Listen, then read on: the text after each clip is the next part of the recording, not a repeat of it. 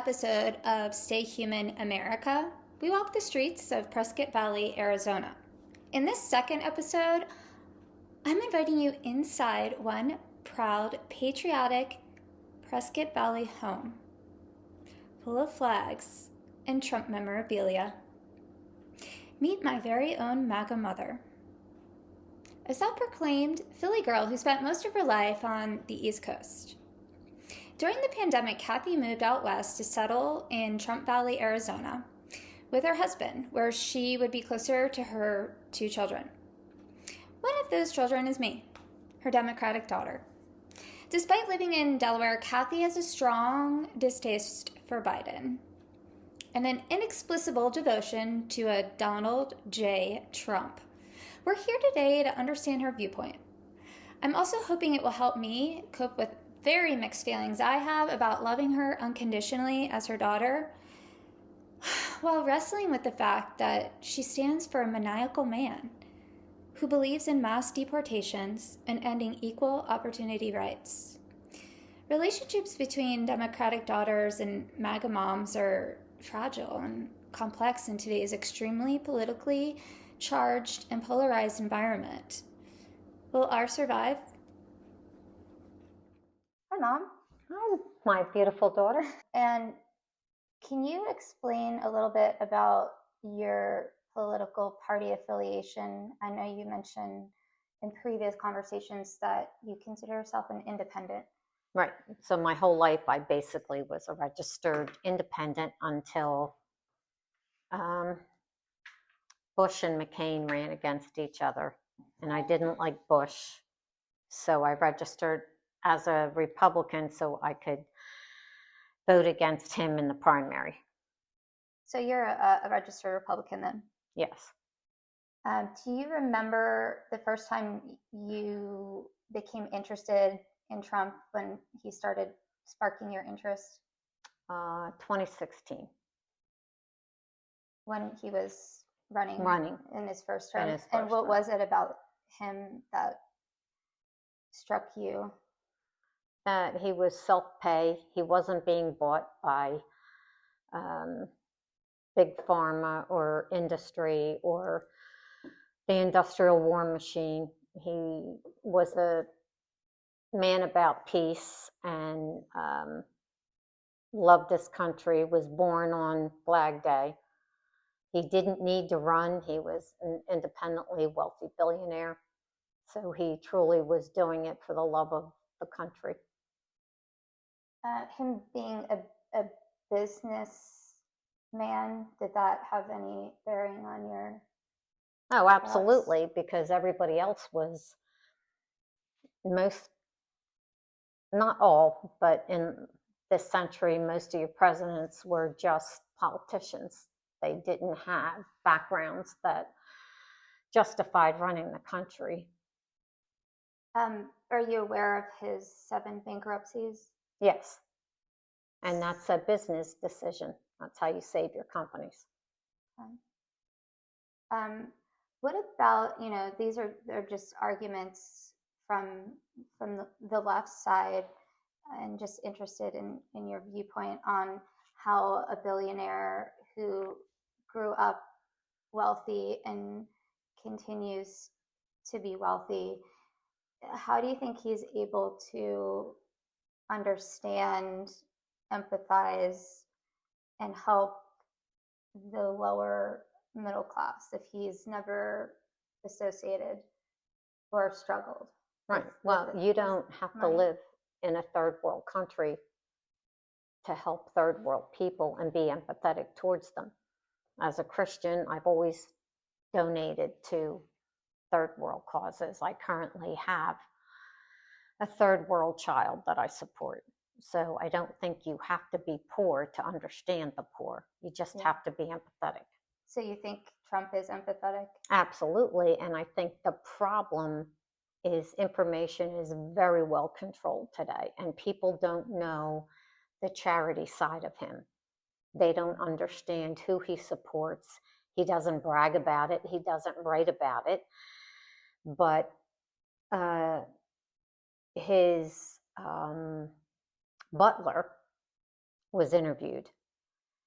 I don't remember if it was 60 Minutes, but everybody thought this Butler was just going to go off on Trump because at that point he had retired. And he had nothing but praise for him, for the way he was treated over the years, for the charity that Trump did. Do you remember what charities he's donated to? I can look that up. No, I mean, you'd have to, I'm sure they looked at his taxes, so that ought to tell him. But the other issue is he would read the newspaper. Years ago, Barbara Walters interviewed him. So you can look that interview up too. That would be interesting. But he puts family first. He was driving back in his limo in New York.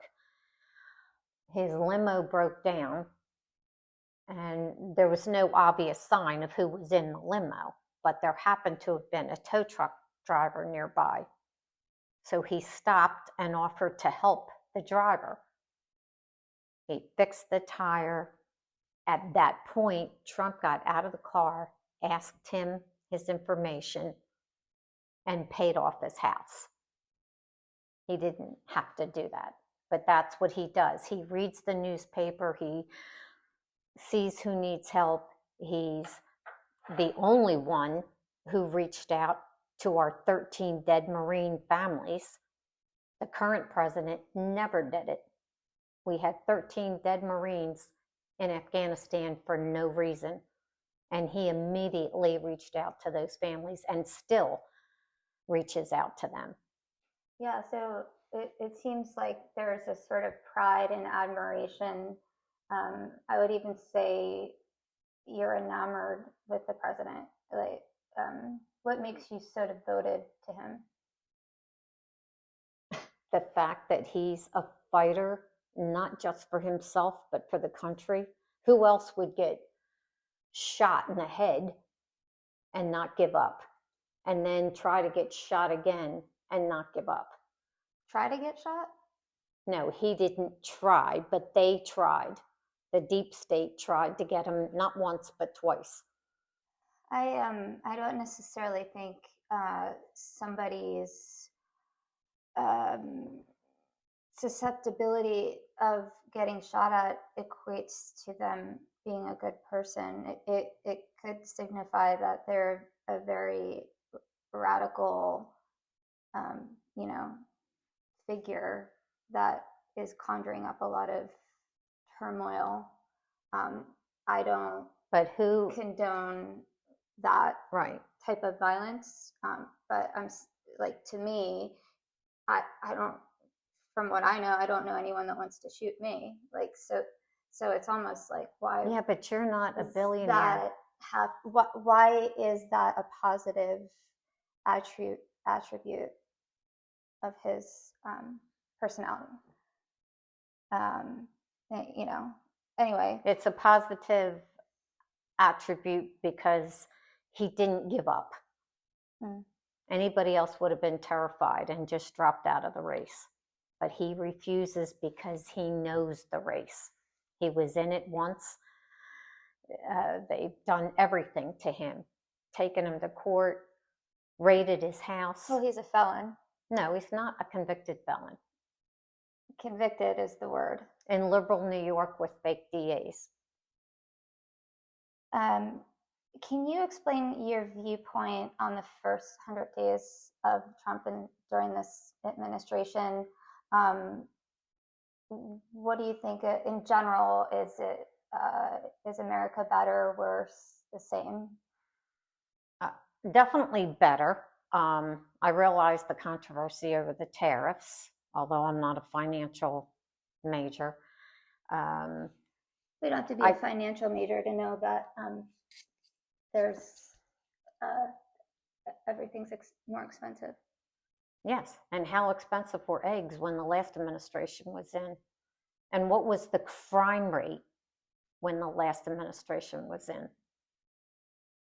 I care more about crime than I care about money because I'd like to live to spend my money. Do you care more about eggs than crime? No, I care more about crime than eggs. I can buy a chicken. Are you saying crime is down? Yes. Are there any statistics out there that validate? Yes, I mean, talk to the governors of the border states. Okay. Um, And Colorado. Aside from him being a business leader, what makes you think that he's a credible leader? His character, his I like his sense of humor. I think people don't understand him. He's got an amazing sense of humor, and most people that are angry at him don't take the time to read about his whole history. Just recently, the Philadelphia Eagles were welcomed to the White House because of their championship win this year, and he didn't care what their political affiliation was because it was about honoring the number one team, and the team in turn honoring the office of the presidency, not the president, the office. Okay. So I see you have a Trump tchotchke with you. Obviously, being your daughter, I am around you, and you have some other paraphernalia, Trump paraphernalia at your house. Where do you get it from, and why do you have it? Well, for my birthday, my niece bought me the 32-ounce Trump tumbler, and it works perfectly in Arizona to stay hydrated. Do you know where she got it from? Online. Can I see it? And then I saw that you had some like Trump earrings and stuff. Yes. Looks like it's juggy. So you like to publicly display your pride and your support for the president. I've noticed this time around a lot of people that are against him are speaking out, and there's been more of like a creative surge in how people are expressing themselves on clothing, on what they're wearing, their car. So it's kind of interesting how we've almost commoditized the presidency, because that's not how it's been in history. No, but during a campaign, there was always buttons and pins and things. But the world is in such turmoil now that people were so disgusted over what happened in the last 4 years that it was like a last hope for him to get in and turn things around. Did you buy his coin when he came into office? No. What other kinds of stuff do you have? I have earrings, couple t-shirts. What do your t-shirts say? Trump train, but that was from the last 2016. And then I have a t-shirt that says Irish Girls for Trump. You being a woman, and he has female supporters. Does it offend you at all how he treats women? No more than Clinton. So 2 wrongs don't make a right. Exactly. I agree. But I don't feel that he, quote, treats women. I think he is a billionaire, and the women have to take responsibility because they willingly went with him. What about how he addresses women? In what way? Like, how does he address them? Are you talking about the video from back in 2016? That doesn't bother you? No, it's locker room talk. I don't like it, but it's not the first time I've heard it. I worked for the airlines with all men for 10 years, so. Okay.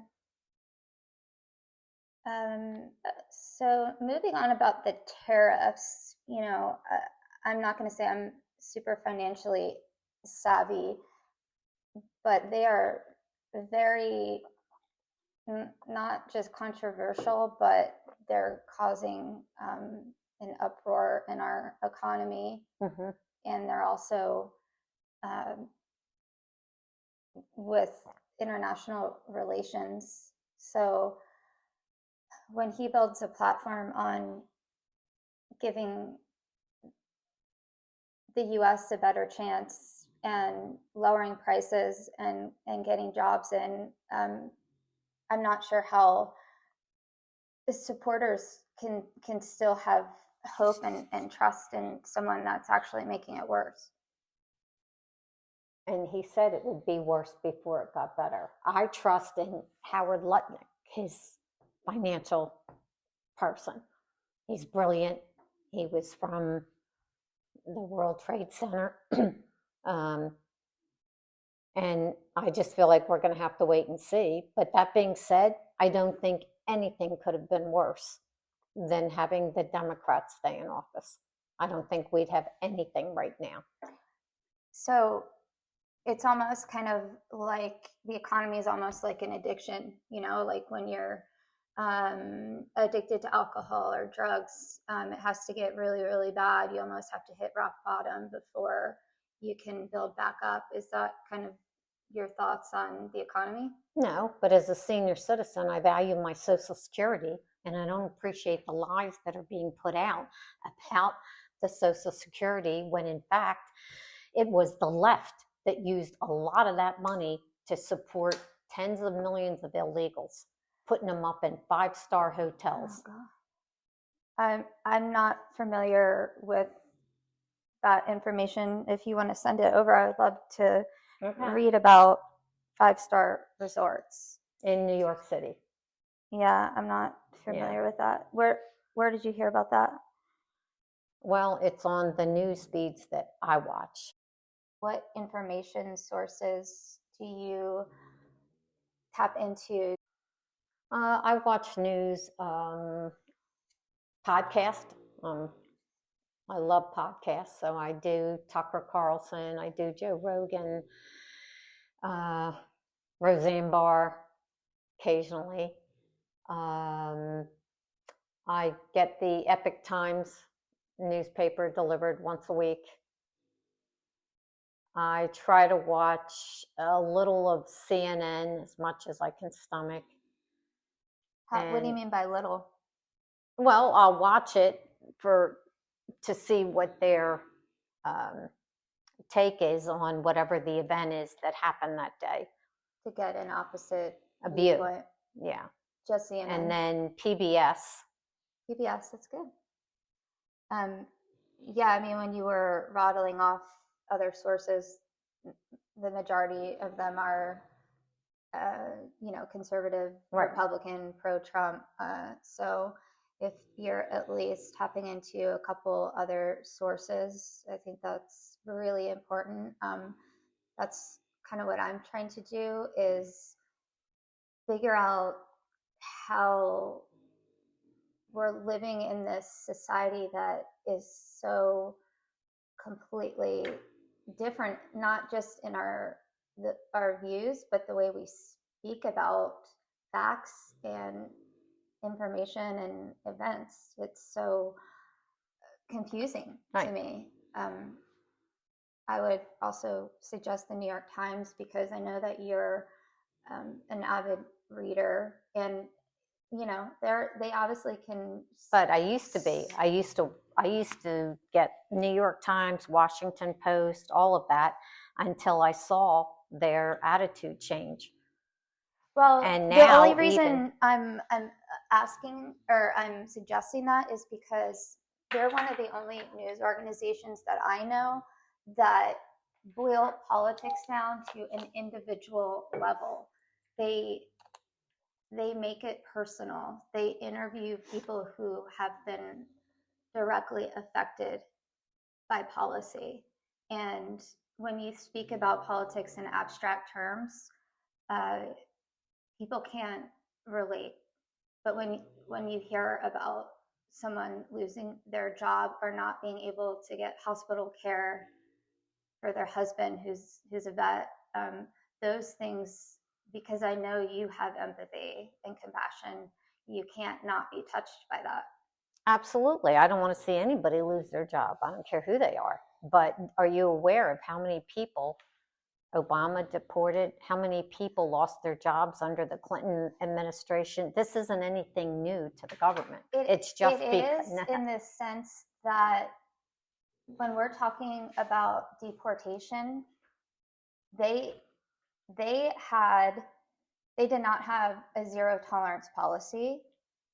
They had a process and they had checks and balances, and they did not do things against the judicial system's mandates. So do you know that for a fact? Have you looked at the over 1 million deportations that Obama did?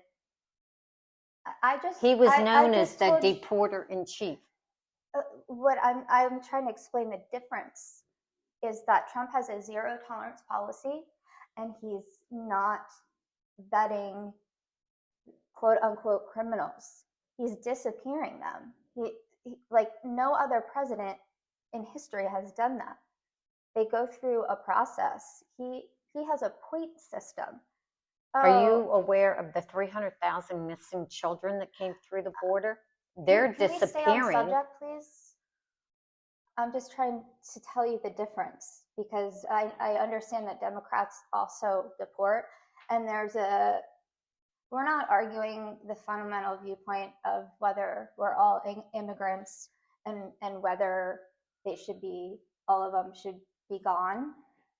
Because if that's your viewpoint, I can see how you're like, well, it doesn't matter that he's disappearing them. They should be gone anyway. But it scares me that a president can use that kind of power to go against the Supreme Court and ship people to El Salvador and disappear them, and now he wants to do that to Americans. But disappear, in quotes, came from the left. It's a narrative that the left put out there. It's true. Nobody has disappeared. They have been taken to prisons from their country of origin. They didn't belong here to begin with. And they were murderers and rapists. Not all of them were. A few of them. But some of them actually were like citizens here and got scooped up by ICE because they were under this scoring system that ICE uses. Oh, you have a tattoo? Well, that might be a gang affiliation. Let's give you 4 points. They're very arbitrary and subjective, and it's not scientific, and mistakes are being made left and right, and it's people's lives that are at stake.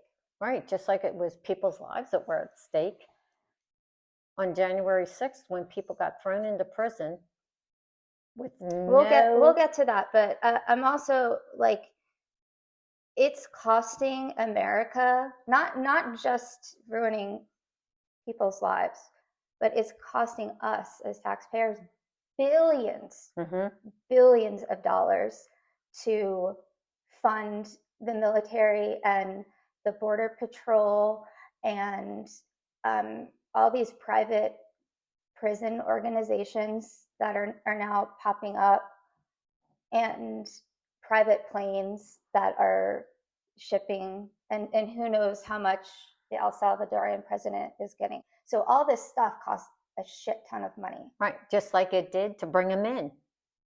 How do you think they got in here? They didn't just swim across the river. They were flown in.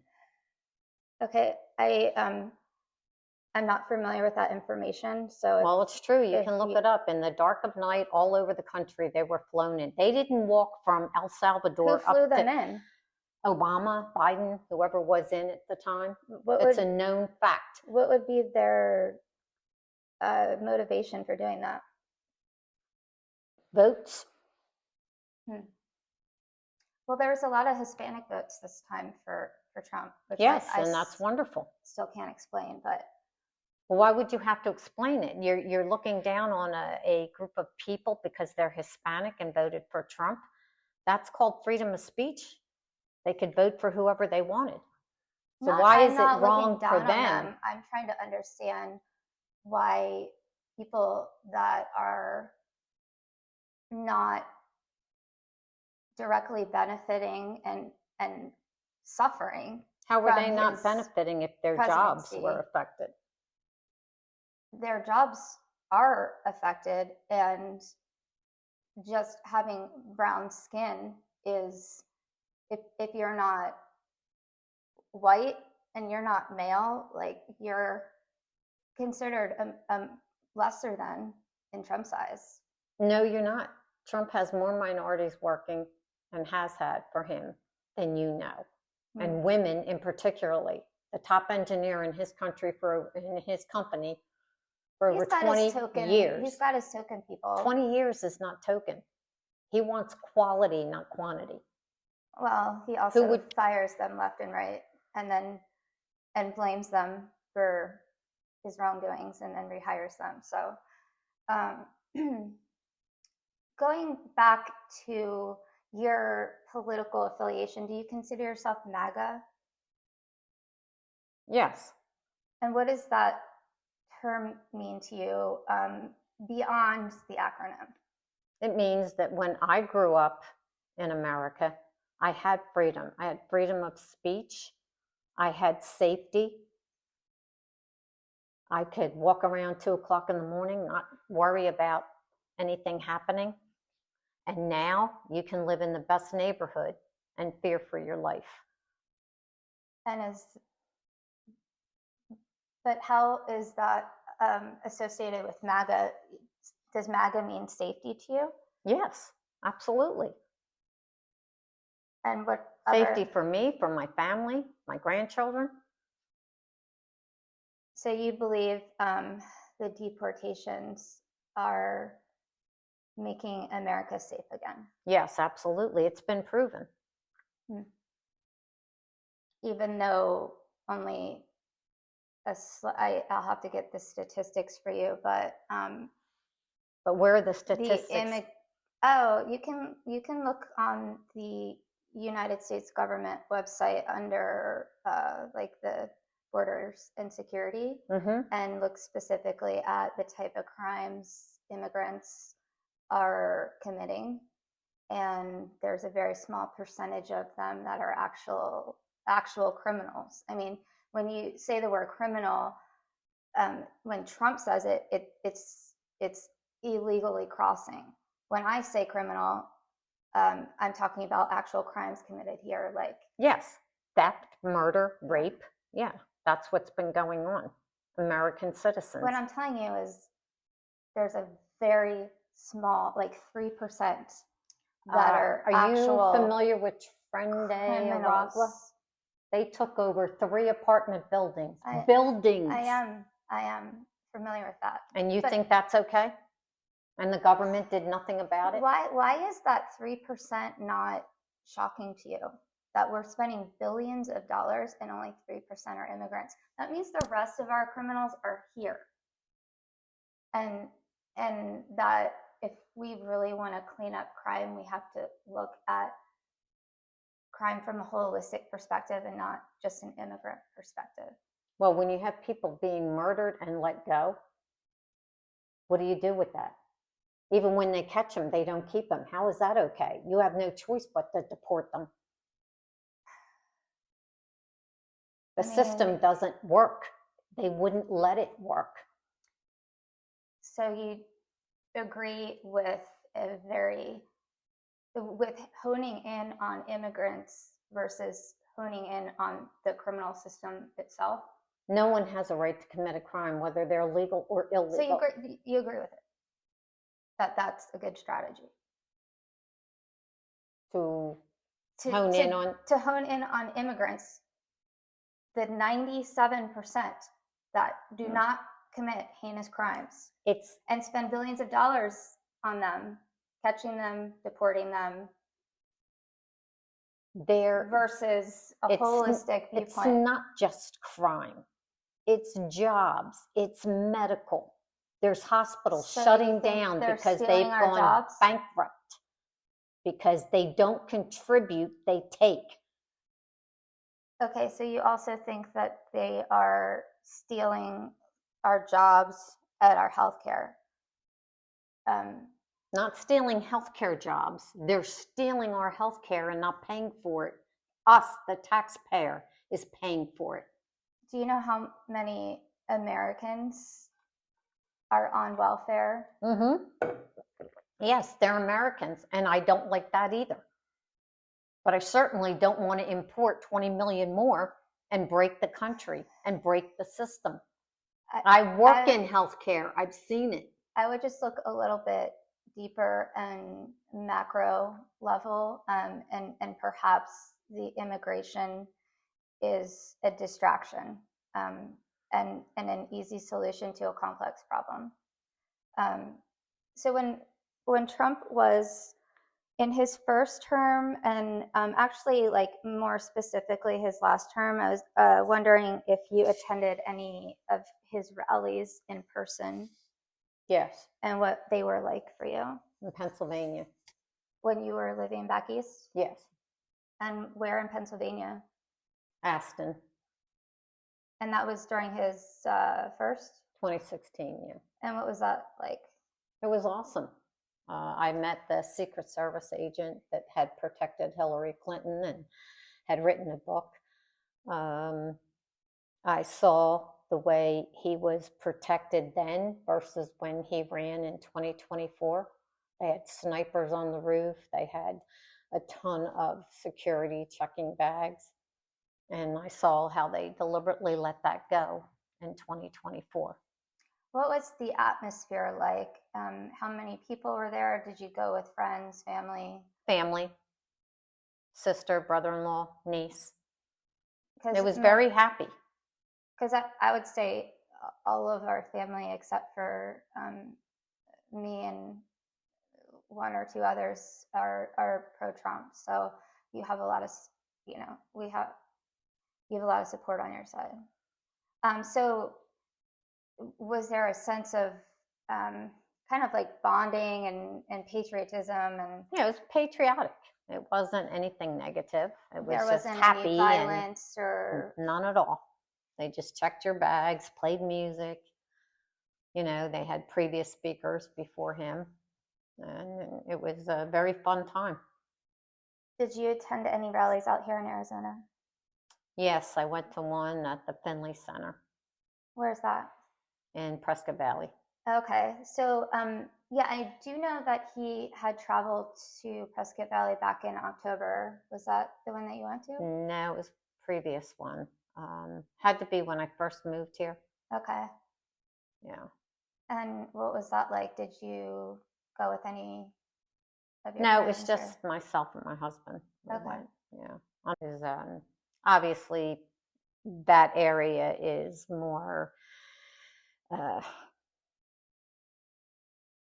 Trump territory, although I think Prescott is somewhat liberal.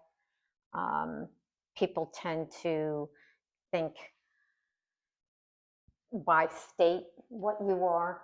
Yeah. When I first moved here and was at a gym, a woman overheard me say I was from Delaware and automatically assumed that I was for Biden. And she ran up to me, oh, I'm so excited. Do you want to join us? We love Biden. I said, there's not enough hours in the day to let me tell you about Biden. Where did you meet her? In the locker room of my gym. That's such an interesting topic, to the assumptions people make about your political affiliation, because they're almost always wrong. But I could see her thinking that. Versus the later rally was more, people were more in fear. They were desperately wanting him to get in because they feared for their future. Do you remember any of his words that inspired you? Or like just a general sense of what he said to kind of quell the fears? I think it's just his confidence. I mean, a And lot of his confidence. rallies are repetitive, but he will bring up something that's happened, and he'll say, we're going to make America great again. We're going to make America safe again. We're going to make America free again, to be able to speak, freedom of speech. I mean, that's a very big deal. And when I talk about his comedy, he says, yeah, you know, there's people back there, the fake news, and then they'll turn the cameras off. Like, the media will give him no attention now, versus in 2016, they couldn't get enough of him. And I think that's what helped get him elected, because they thought he was a joke, but the joke was on them, and they learned. So then the only attention they would give him was negative. He's more of a bully and tries to scare people into submission. But for you, that's more of him calling out wrongdoing. Yeah, calling out wrongdoing, because you can't make a network cover you. You can't do that. Either they do or they don't. Mm-hmm. And they refused, because they saw what happened in 2016. Going back to what you said, repetitive, I do agree with you on his repetition. And have you noticed how he says certain phrases over and over and over? And he usually does it about 3 times. Mm-hmm. That's a psychological strategy, Right. to imprint Message. those words into people's brains. So Mm-hmm. I just wanted to point that out. When you mentioned also to me in one of our discussions that you don't listen to Fox News anymore, and I grew up with that blaring in your house. Why did you stop listening to it? I didn't stop. I only follow, I'll record it and just watch random parts of it, because it's very repetitive. Each show has the exact same thing on. Yeah. So if there's a major news story that day, I'll try to see who's got who on. But you said that it was too left for you. I said it was turning. And when the icing on the cake for me was when they fired Tucker Carlson. He had a $10 million contract. Why did they do that? Why did they just let him go? Because he refused to give up his freedom as a reporter or TV host. And when they couldn't control him and couldn't control the news. Were they trying to censor him? Is that why they fired him? Yes, because he exposed what really happened on January 6th. How did he expose? He had video, and they didn't want him to show it, and he did, and he was gone the next day. I mean, so thank you for bringing up January 6th, because I don't know if you knew this, you probably did, that I've been living in a blissful bubble called California most of my life, and haven't really had any interest or need to be in politics. I've been very apolitical my whole life. So for me, it's digging back into history to see how the world has gotten so messed up. And January 6th, when we talked about it the first a few weeks ago, I started watching YouTube videos, documentaries, and was just so repulsed at how Americans treated our Capitol and our law enforcement and our senators and congressmen, and then Trump inciting violence and not doing anything about it. He did not incite violence. He is on video saying, please protest peacefully Go back and look at the video. The narrative came But out of the left. Those words, incite violence, came from the left. They came from me. Because I go back and look at his speech. Listened to his speech. I did. And what you didn't hear him say peacefully? What I saw is him sitting idly by and not calling in enforcement when people were getting their heads banged into the ground. People were being shot. There was. And are you aware that 3 times Nancy Pelosi was in charge of the security? 3 times Trump begged her to send the National Guard prior to the January 6th. She refused. They wanted this to happen. That's why there were plants. Why would Nancy Pelosi refuse the National Guard and the National Guard admitted it? That's what I'm saying. There's too much information that's not being shared. This is a narrative that's being controlled. But there was no thought about people didn't. Nancy, Trump, no, even the quote unquote peaceful protesters, because there were some of them, but it was these radical groups done under cover. So Nancy had no idea that this was going to happen. Nancy knew everything, and Nancy deliberately refused how could to she authorize know that a radical group that she's not a part of is going to come to the Capitol and smash because everybody knew the mood of the country. Everybody knew people were mad over the controlled fake election. No one knew that was going to happen. No, everyone knew, including the CIA that covered up the Hunter Biden laptop. 51 security people signed off that it was fake when they knew it wasn't. This goes very deep, very deep. So you think that it was set up by the Democrats to make Trump look bad? Not just the Democrats, there's peoples on both sides. There is a deep state, and it involves the CIA, the FBI, the entire Justice Department.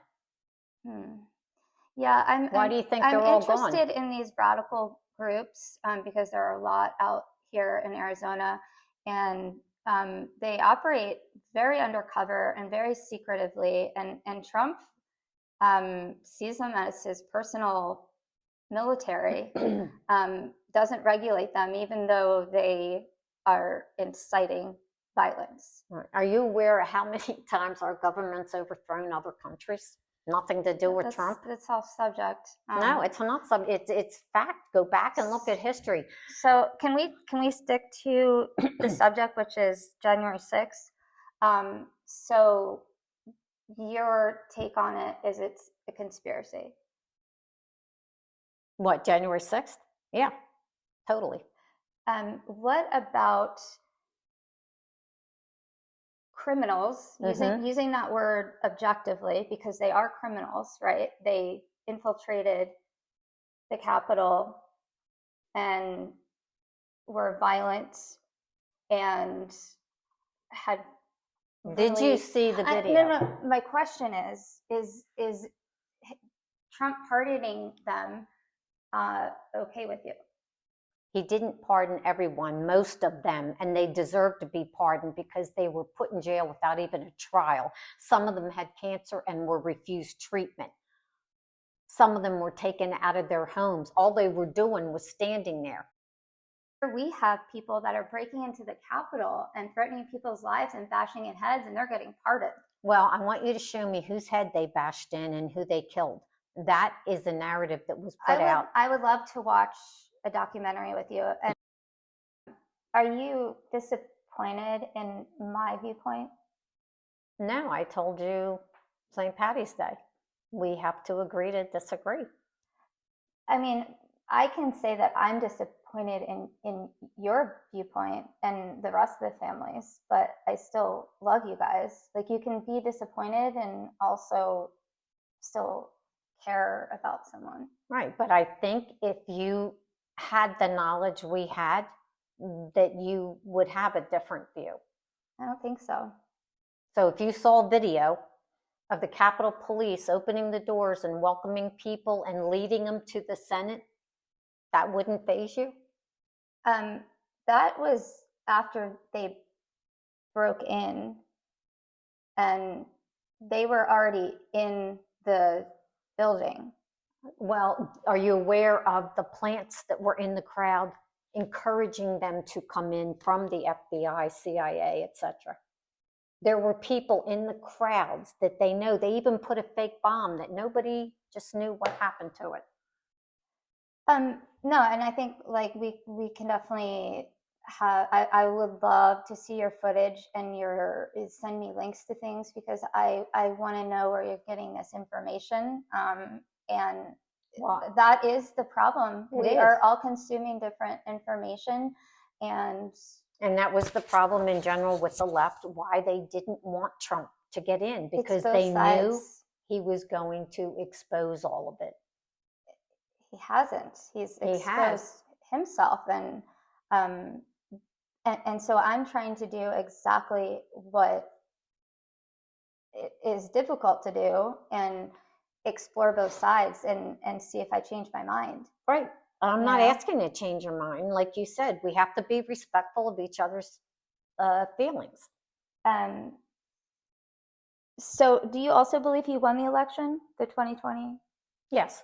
I so do. You think but that was I'm a conspiracy too? I'm glad that he didn't get in then, because I think it's so much more effective now. If he made that all up, just hypothetically. Made what up? Made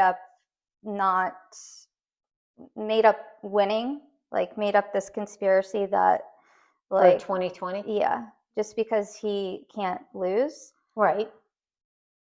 Do you think he still should have been able to run again? I don't believe he made it up. I mean, that's a big if, because they had too much control over the computers.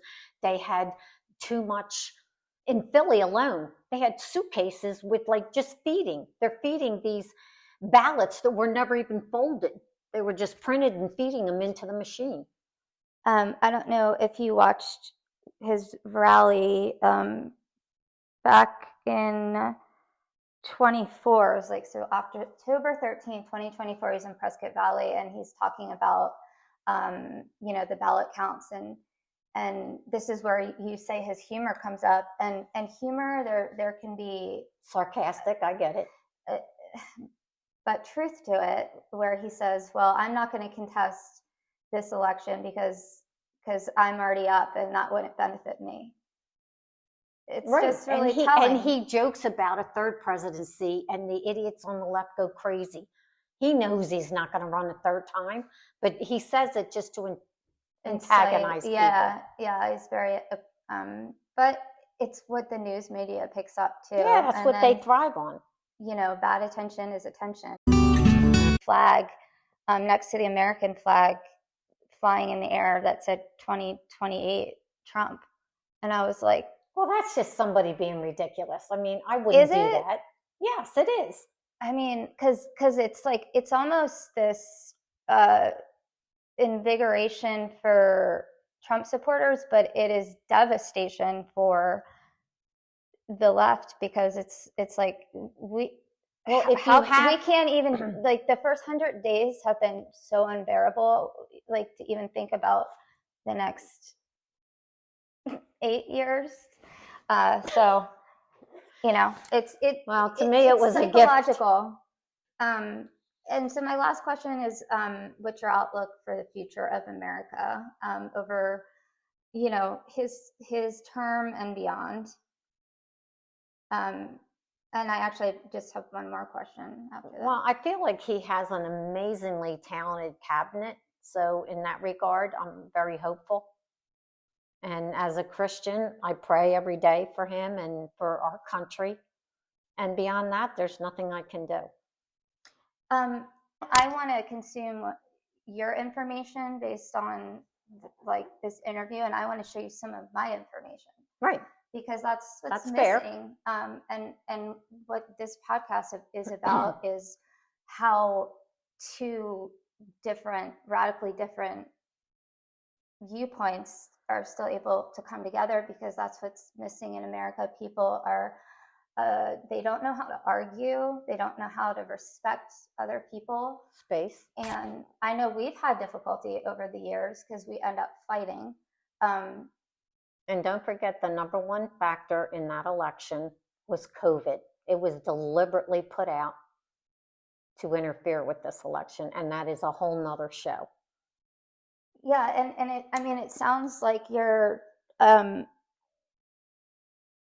very, like, there's a lot of conspiracies out there, and a lot of information that is hard to really verify. So I'm trying to stick to facts here. Do you affiliate with anyone outside of your peer group? Do you have are they mostly Republicans? Are they mostly Trump supporters? Or do you have any family, friends that are? All of my friends are Democrats. We just don't talk politics. Here? No, not here, but all my friends that I talk to regularly back east. And you just don't bring up politics because No. they know. I respect that they have their beliefs. They respect I have mine. Have you tried in the past? Yeah, I'll say a few things, and they're not informed. Like, I'm obsessed with it, so I obviously have more information, and I'm not gonna discount their feelings. So they're more feelings based and less factual based, you would say. And so because they're surface, you're not able to really glean any good information that you could learn. Right, because too many people will say, well, I don't watch the news, it's upsetting. And I respect that, because it is. And most people are just trying to survive. I look at it from a different aspect, because I've had many careers and I know how politics affects every aspect of life. Have you always been obsessed with politics? Since I was 14. And do you think that's from being in like a Navy family, or you're not sure? Partly, but partly because that was during the time of the transistor radio. So I was blessed to be a pen pal to a Vietnam veteran who sent me a little radio as a thank you. And I would just lay in bed at night, and the only thing I could pick up was late night talk radio. That's interesting. Yeah, because I grew up with you listening to talk radio, and you still have the old school ones that have so much static. And I always wondered, like, so for you, it's like a personal memento. Would you agree that people can be wrong? Like, absolutely, I'm wrong sometimes, you're something. Yes, absolutely. What if, like, again, this is just hypothetical, everything you thought about Trump ended up being wrong, and he was this tyrant. He was a totalitarian. He only cared about himself. He was a sociopath. He was using the presidency to get richer, deporting innocent immigrants and Americans, increasing crime, increasing inflation, all these things. The question is, could you ever change your mind about him? If I could change my mind about anybody, but what you just described was Joe Biden. Nobody got richer than Biden. Him, his son, his family. What would convince you that he's unfit? Like, what would he have to do and it be verified for you? I don't know. I don't even think it's worth talking about ifs, because he has been so talented and so gifted. He's never done anything to harm the country. He's only tried to help the country, and in particularly, like, the military. He's trying. I know people hate Doge, but I worked for the government for 10 years. I know how wasteful they are, and I don't want my tax dollars being wasted. I want it to go to good health care Everybody, I don't care rich or poor, deserves good health care. So I think that a strong military to protect our country. We're living in different times of nuclear war. It's a whole different. The tax dollars are currently going to private contractors to help. They always have. They always immigrants. have. That's where all of our that's how they got shipped in. They got shipped in by private planes. All right. Well, I think we're done, but I thank you so much, and I love you. Thank you, my daughter. I love you.